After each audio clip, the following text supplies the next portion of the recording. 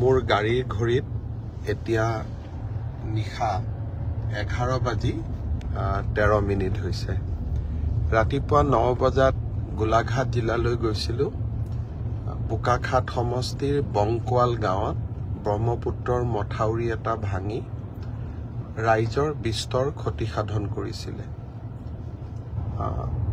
বংকোৱাল গাঁৱত গৈ দুৰ্ভগীয়া ৰাইজক সাক্ষাৎ কৰিলোঁ আৰু মথাউৰিটো নিৰ্মাণ কৰি বানপানী যোৱাৰ পিছতেই মথাউৰিটো নিৰ্মাণ কৰি দিয়াৰ প্ৰতিশ্ৰুতিও দিলোঁ আৰু জিলা প্ৰশাসনক বান সাহায্য যাতে সুচাৰুৰূপে দিব পৰা যায় তাৰ বাবে দৃষ্টি ৰাখিবলৈও নিৰ্দেশ দিলোঁ। তাৰ পিছত কাজিৰঙালৈ আহিলোঁ।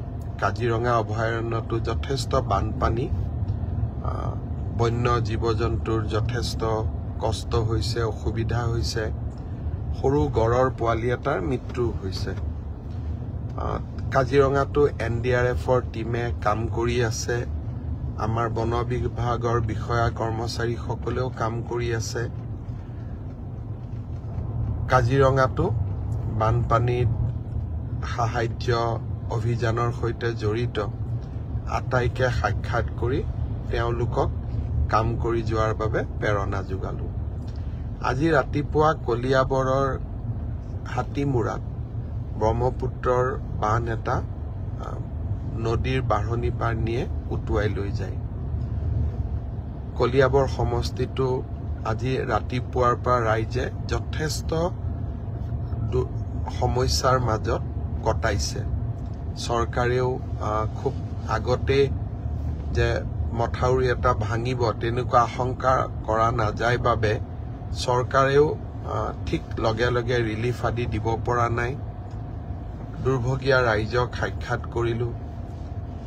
জিলা উপায়ুক্ত মহোদয়ক আজি ৰাতিৰ পৰাই যাতে সুন্দৰ কৰি ৰিলিফৰ ব্যৱস্থা কৰিব পৰা যায় তাৰ বাবে যাৱতীয় নিৰ্দেশ দিলোঁ। বান নিয়ন্ত্ৰণ বিভাগৰ বিষয়াসকলো আছিলে। মথাউৰিটো কিয় ভাঙিল, কেনেকৈ ভাঙিল তাৰো তদন্তৰ নিৰ্দেশ দিলোঁ আৰু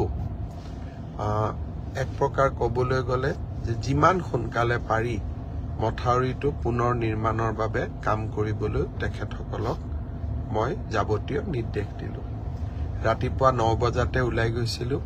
এতিয়া 11:15 গুৱাহাটীত আহি উপস্থিত হ'লোঁ। এটা বেদনাসিক্ত মন লৈ উভতিলোঁ।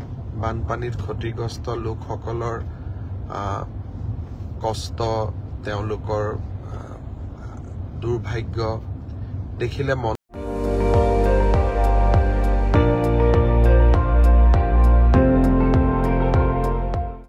আপুনি চাই আছে ND24, সৰ্বশ্ৰেষ্ঠ নহয় সৰ্বোত্তমৰ দৌৰা।